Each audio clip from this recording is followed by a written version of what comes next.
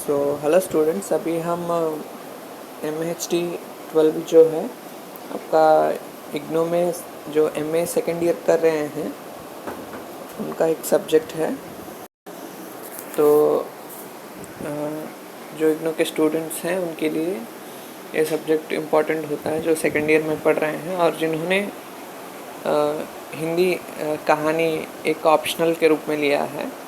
तो 3 सब्जेक्ट्स तो सभी के लिए एक जैसे होते हैं, MHT 1, MHT 5, MHT 7। फिर उसके बाद जो 4 सब्जेक्ट्स होते हैं वह आपको चूज़ करना होता है। हिंदी कहानी या उपन्यास, मध्यकालीन काव्य, इस प्रकार होते हैं ऑप्शंस। तो आपका जो ये विषय है इसमें क्या है कि 2 बुक्स दिए गए हैं। एक है भारतीय कहानी विविधा, जो कि अभी आप देख रहे हैं, और एक बुक है उसमें जो लेखक हैं उनका विश्लेषण किया गया है। ठीक है, तो देखते हैं कहानियाँ क्या क्या हैं इसमें पढ़ने के लिए दी गई हैं। तो ये विषय थोड़ा अलग है क्योंकि अन्य जो यूनिवर्सिटीज़ होते हैं उसमें जो MA होता है, MA हिंदी होता है, उस कोर्स में केवल हिंदी साहित्य से रिलेटेड सब्जेक्ट्स ही अधिक होते हैं। अन्य भाषा के जो रचनाएं होती हैं उनके बारे में नहीं दिया जाता है। लेकिन इग्नू कुछ ऐसे चुने हुए यूनिवर्सिटीज़ में है जिसमें आपको हिंदी के साथ साथ अन्य भारतीय भाषाओं का भी परिचय दिया जाता है। इसीलिए जो भी कंटेंट होता है इग्नू का, वह अन्य यूनिवर्सिटीज़ से थोड़ा अलग होता है। ठीक है, इसलिए आप कहीं भी चले जाइए इग्नू, यदि आपने इग्नू से स्टडीज़ यदि आपने अपनी जो स्टडीज़ है वो इग्नू से किया है, यदि आप एक इग्नू स्टूडेंट हैं, तो आपको कहीं ना कहीं हम कह सकते हैं कि एक अच्छा वैल्यू दिया जाता है। ठीक है, तो यही कारण है। ठीक है, अब देखिए कि ये जो अभी आपका सब्जेक्ट है इसमें 15 स्टोरीज दिए गए हैं। ठीक है, और देखिए अब प्रश्न 2 प्रकार से आ सकते हैं। एक आ सकता है संदर्भ सहित व्याख्या, मतलब एक डायलॉग दिया जाएगा और पूछा जाएगा कि यह डायलॉग जो है उसका संदर्भ और व्याख्या कीजिए। ठीक है, तो उसमें आपको बताना होता है कि वो डायलॉग कौन से कहानी से दिया गया है, किसने लिखा है, क्यों लिखा है, व्याख्या, उस डायलॉग का मतलब क्या है, ऐसा लिखना होता है। तो इसके लिए यहाँ पर एक और बात है कि जो संदर्भ सहित व्याख्या के प्रश्न हैं वह इन कहानियों से आएंगे। ठीक है, इन कहानियों से आएंगे, और जो बाकी बचे कहानी होंगे उनमें से मतलब जो 1 से लेकर मतलब 1 से 15 तक जो भी कहानियाँ हैं उसमें से कहानी का विश्लेषण करो, इस प्रकार के प्रश्न किसी भी कहानी से आ सकते हैं। ठीक है, तो अच्छा यही होगा कि 1 से लेकर 15 तक जो भी कहानियाँ हमको दी गई हैं उन सभी कहानियों को हम अच्छी तरह से एक बार पढ़ लें। ठीक है, इससे क्या होता है कि विश्लेषण करते समय आसानी मतलब सरलता के साथ आप अपना विश्लेषण कर सकते हैं। और एक बात याद रखिए कि जब भी आप कहानी पढ़ते हैं तो जो मुख्य पात्र होते हैं, 3 से 5 पात्र तक जो मुख्य होते हैं, उनको क्या कीजिएगा कि यहाँ पर हमको थोड़ा स्थान मिलता है कुछ लिखने का, तो जो भी आपका जो विषय सूची है किताब का, यहाँ पर वो उसी पेज पर या फिर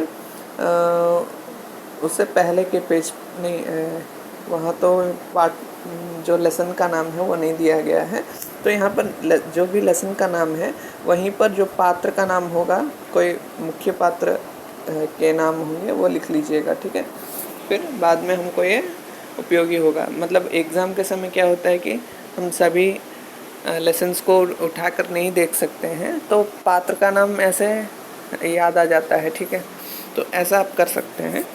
और जो कंटेंट है कहानी का वो तो याद रहता ही है, ठीक है। ऐसा आप कर सकते हैं। तो संक्षिप्त में हम कौन सी कहानी का क्या कंटेंट रहा, जहाँ तक मैंने कुछ कहानियाँ पढ़ी उसके अनुसार मैं संक्षिप्त में विश्लेषण करने का प्रयास करूँगा, ठीक है। तो एक कहानी है दीदी। दीदी में क्या है कि यह एक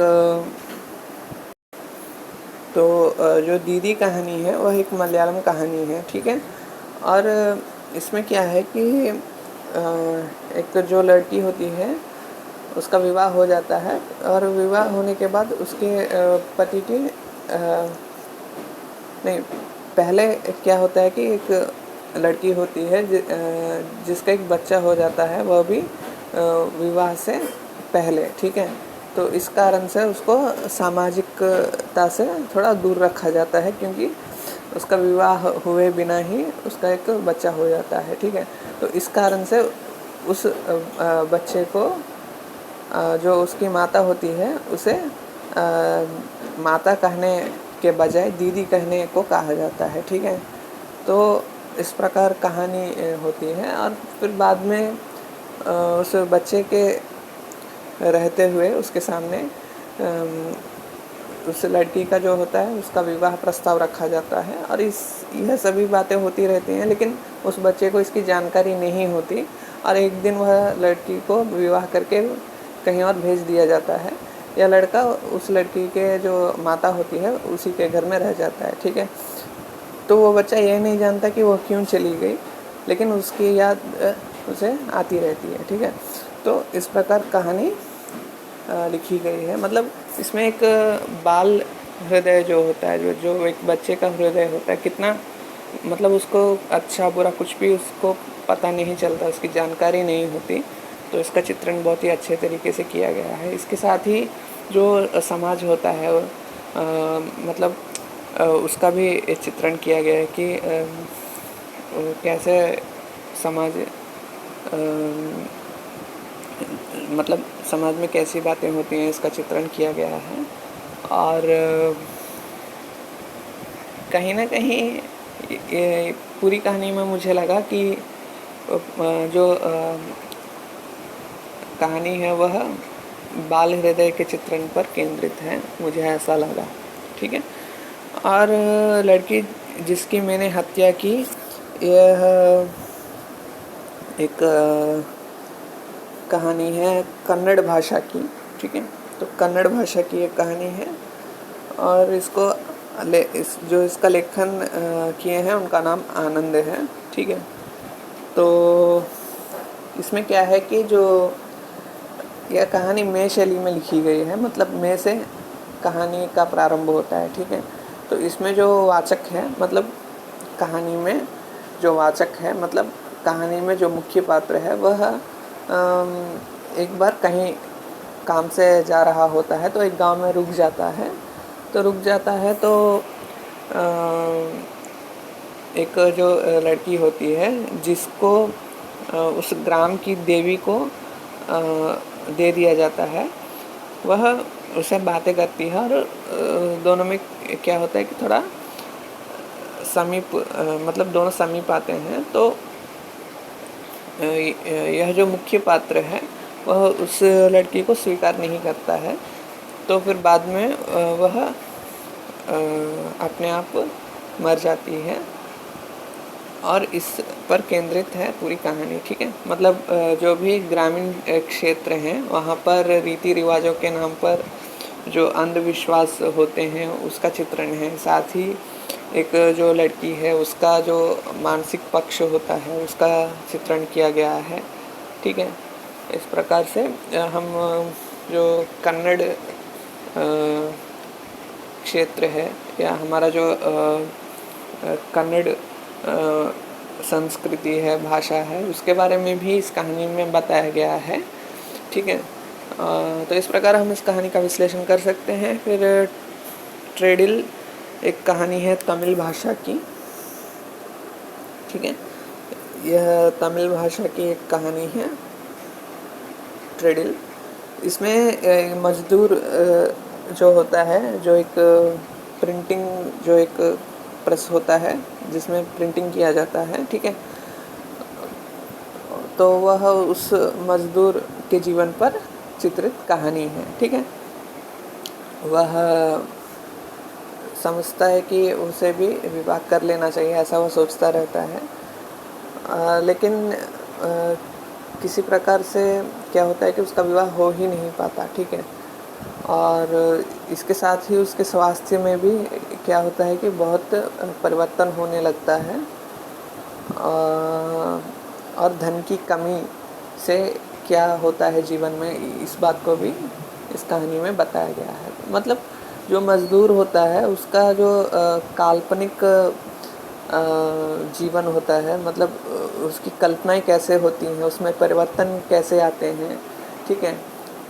मतलब काम का जो उन पर एक हम कह सकते हैं कि एक प्रकार का मतलब काम के प्रति उनको लगे ही रहना पड़ता है, तो उसमें जो स्वप्न होते हैं, उनके जो सपने होते हैं, तो उनको पूरा करने की क्षमता नहीं रह जाती इस कारण से, ठीक है। तो इसका चित्रण हमको ट्रेडिल में देखने को मिलता है। और प्राणधारा तेलुगु की कहानी है जिसको कालीपट्टनम रामाराव जी ने लिखा है, ठीक है। तो प्राणधारा का यहाँ पर मतलब है जो पानी है उसकी धारा जो है वह मनुष्यों के लिए प्राणधारा है, ठीक है। मतलब जीवन को जीने का एक हम कह सकते हैं कि वह धारा के समान है, ठीक है। तो यहाँ पर जीवन के लिए पानी आवश्यक है, इस बात को दर्शाते हुए लेखक ने जो संसाधन होते हैं, जो प्राकृतिक संसाधन होते हैं, उनके महत्व को बताया है, ठीक है। और इसके साथ ही जो लेखक हैं उन्होंने इस कहानी में ग्रामीण जो क्षेत्र हैं वहाँ से जो लोग शहरों की तरफ आ रहे हैं, तो इसके कुछ दुष्परिणाम निकल रहे हैं, इसके बारे में भी चित्रित किया है। तो आज जो विषय हम पढ़ रहे हैं ग्रामीण विकास के बारे में, बहुत सारे कोर्सेस भी आज उपलब्ध हैं ग्रामीण विकास के बारे में। तो लेखक ने कहीं ना कहीं यह दर्शाया है कि यदि हम कुछ शहरों पर ही निर्भर रहें तो यह अच्छी बात नहीं होगी, क्योंकि जब जो ग्रामीण जनता है वह केवल और केवल शहरों में ही रहना यदि प्रारंभ कर दें तो शहर में इतनी क्षमता नहीं है कि वह सभी के लिए इतने संसाधन उपलब्ध कराएं, ठीक है। तो इसी बात को यहाँ पर दर्शाया गया है। और अमीरी और गरीबी में क्या परिवर्तन, मतलब क्या अंतर होता है, यह भी दर्शाया गया है। तो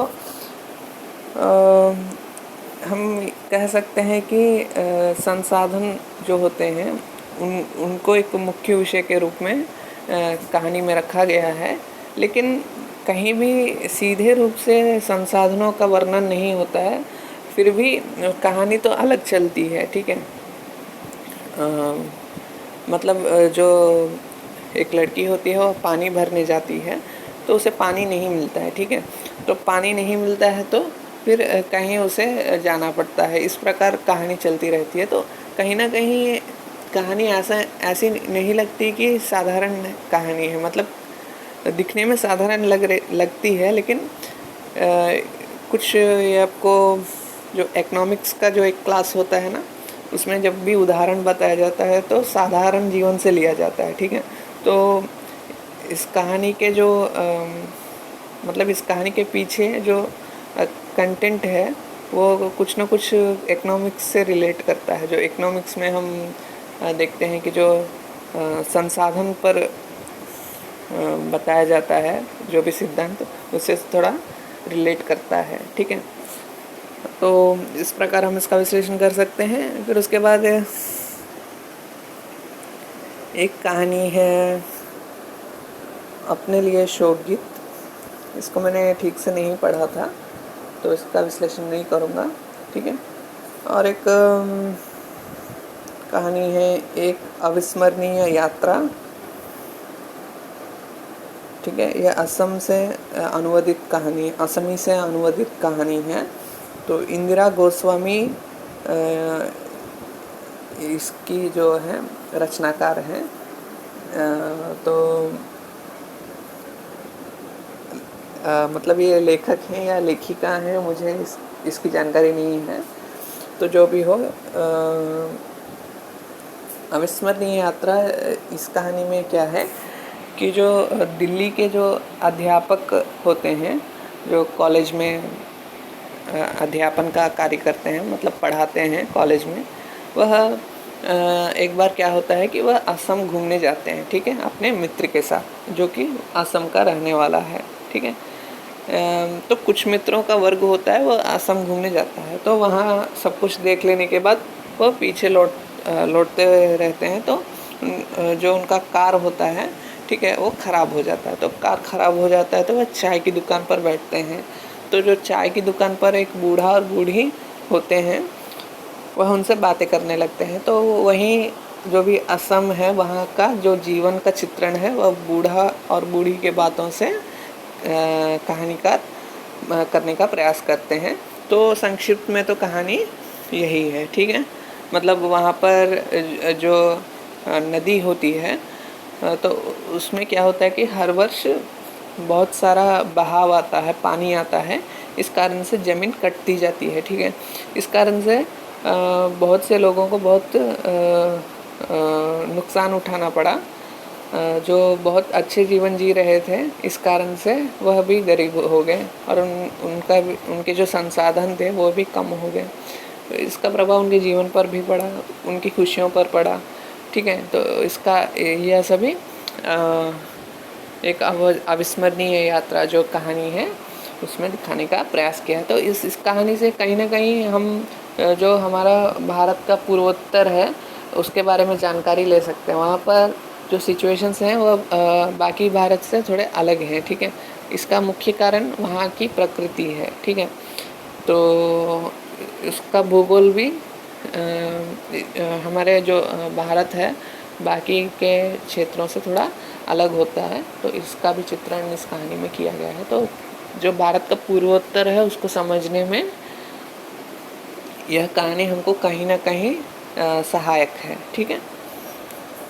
और उसके बाद एक कहानी है बघेई, जो कि उड़िया भाषा में लिखा गया है गोपीनाथ महंती के द्वारा, ठीक है। तो जो बघेई है, तो बघेई का यहाँ पर मतलब है बाघ, ठीक है। जो बाघ होता है, तो एक गांव होता है, उसका नाम लेडेंग है। तो उस गांव में क्या है कि ऐसी मान्यता है कि जो वहाँ की देवी है, जिनका नाम ब्राह्मणी देवी है, उनका एक मंदिर है। तो वहाँ के लोगों का ऐसा मानना है कि बाघ उनके गांव में नहीं घुसती, ठीक है, या नहीं घुसेगी। और जो गांव है वहाँ के समीप में, वहाँ पर बाघ आती है, लेकिन यहाँ पर नहीं आएगी, ऐसा वहाँ के लोगों का मानना है, ठीक है। तो बाघ को ही मुख्य विषय बनाकर जो कहानी है वह रची गई है, बघेई की कहानी। लेकिन एक दिन क्या होता है कि बाघ उनके गांव में भी आ जाती है और सभी को उठाने लगती है।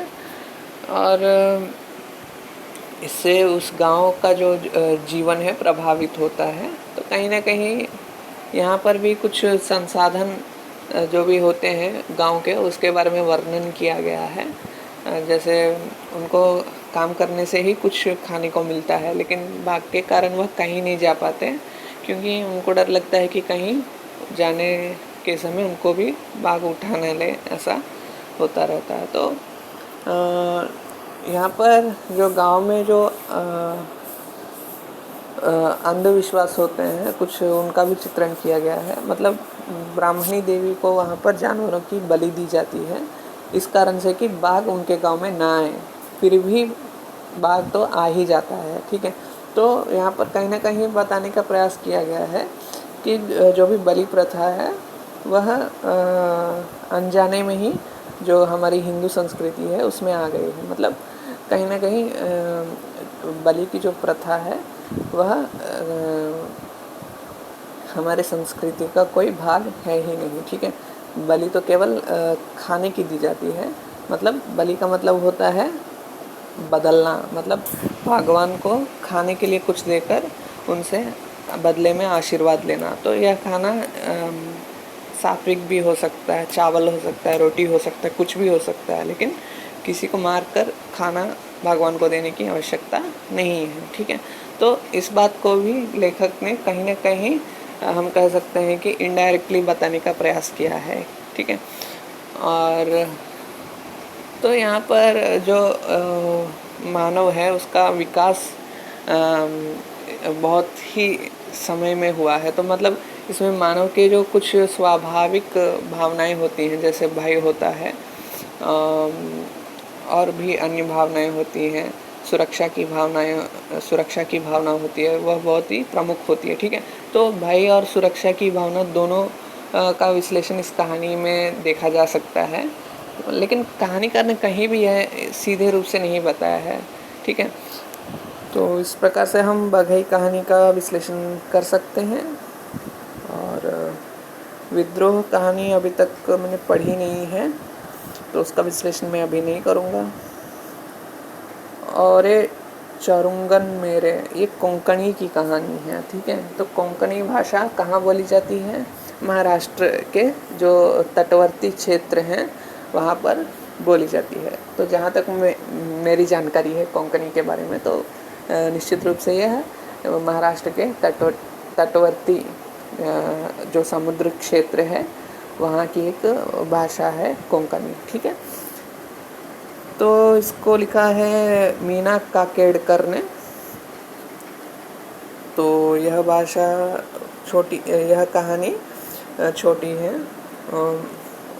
और ये चरुंगन मेरे, ठीक है। तो यहाँ पर चरुंगन एक लड़के का नाम है, ठीक है। यह बात याद रख लीजिएगा कि चरुंगन जो है वो एक लड़के का नाम है। तो क्या होता है कि उसकी जो माता होती है उसकी मृत्यु हो जाती है, और मृत्यु होने के बाद उसकी मौसी आती है और मौसी आकर उसे अपने घर ले जाती है, ठीक है।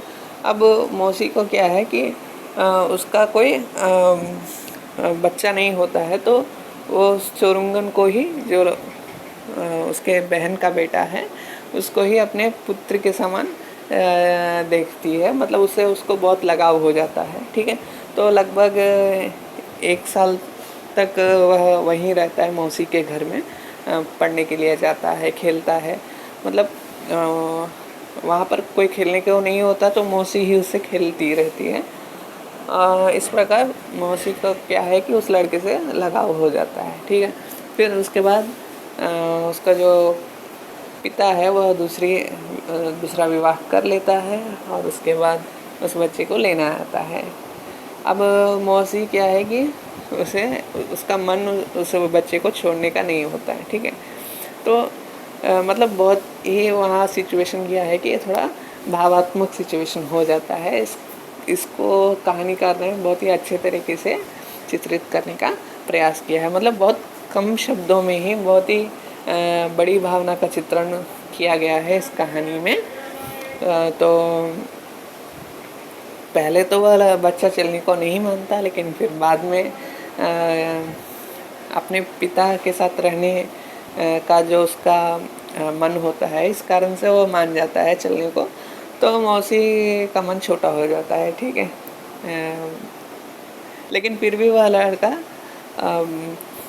अपने पिता के साथ उनके घर चलने को तैयार होता है और चला जाता है। फिर बाद में वह याद करता है कि मैंने तो मौसी को जाते समय पीछे मुड़कर देखना ही भूल गया था, इस प्रकार ऐसा सोचता है।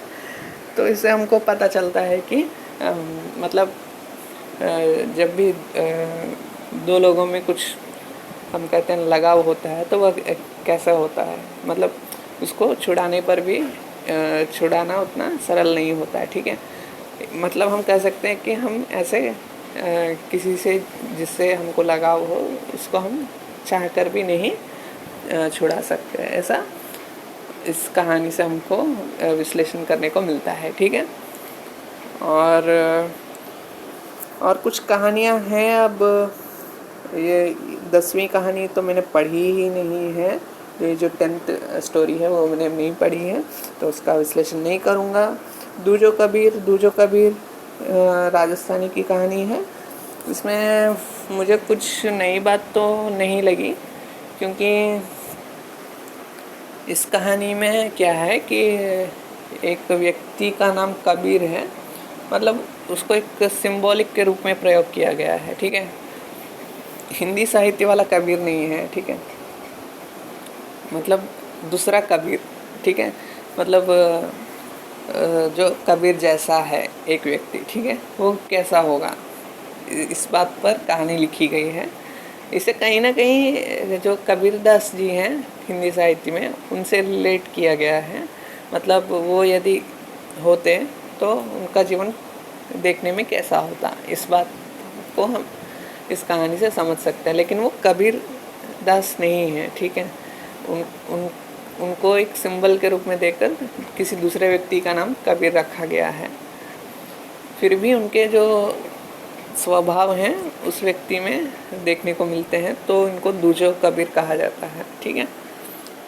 तो यह कहानी तो मुझे कुछ अलग नहीं लगी, मतलब साधारण लगी। तो पूरा कहानी मैंने नहीं पढ़ा है, तो हो सकता है कुछ आगे लिखा गया हो। फिर भी मुझे तो उतना अच्छा नहीं लगा कहानी, मतलब ठीक है, लेकिन एक बार पढ़ सकते हैं, लेकिन कुछ नई बात नहीं है इसमें, ऐसा मुझे लगा। तो फिर उसके बाद तोबा टेक सिंह, ये उर्दू की कहानी है, ठीक है। तोबा टेक सिंह ये उर्दू की कहानी है। इसमें पागल खाने के बारे में बताया गया है। मतलब जब हमारे देश का विभाजन हुआ था, तो क्या था कि पाकिस्तान और भारत, इन दोनों देशों के रूप में हमारा भारत देश विभाजित हो गया था। तो जो जेल के जो रहने वाले थे लोग थे, तो जो जेल में रहते थे, तो उनका भी क्या हुआ कि बंटवारा हो गया, ताकि जो पाकिस्तान के मुसलमान हैं उनको वहाँ भेज दिया जाए, और जो हिंदू भारत के हैं उनको यहाँ भेज दिया जाए, ऐसा हुआ था। तो उसी प्रकार जो लोग पागल खाने में थे, ठीक है, तो उनका भी बंटवारा होने वाला था, ठीक है। तो इस पर कहानी केंद्रित है।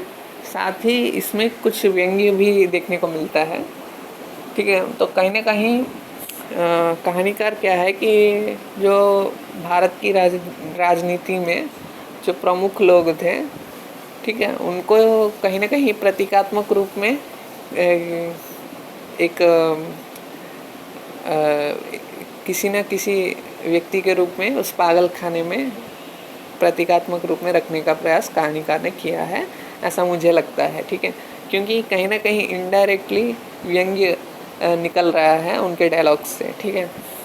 तो मतलब सीधे रूप से तो कहीं नहीं कहा गया है, फिर भी मुझे ऐसा लगा कि जो इस देश के विभाजन के कारण हैं और जो उस समय की राजनीति में सक्रिय रहे, तो उन पर कहीं ना कहीं इस कहानी में व्यंग्य है। लेकिन व्यंग्य क्या है कि सीधा नहीं है, बहुत ही छुपा हुआ व्यंग्य है, इसको सीधे रूप से नहीं देखा जा सकता, तो एकदम छुपे रूप से व्यंग्य किया गया है इस कहानी में, ऐसा मुझे लगता है, ठीक है। तो इस प्रकार हम इस कहानी का विश्लेषण किए, तो इस कहानी का विश्लेषण हम कर सकते हैं। तो देखिए, अब जो MA हमारा सेकेंड ईयर है उसमें बहुत ही अलग विषय है MHT12 भारतीय कहानी विविधा, क्योंकि जो हिंदी कहानी है, जो प्रेमचंद की कहानियाँ हैं, ठीक है, ये तो हम कहीं भी पहले भी पढ़ चुके होंगे, 2-3 कहानियाँ तो पहले भी पढ़े होंगे आपने, ठीक है। लेकिन ये कहानी थोड़ी अलग है, ठीक है। अब हाँ, तो हम दूसरे कहानी का विश्लेषण करते हैं। तो अपना अपना कर्ज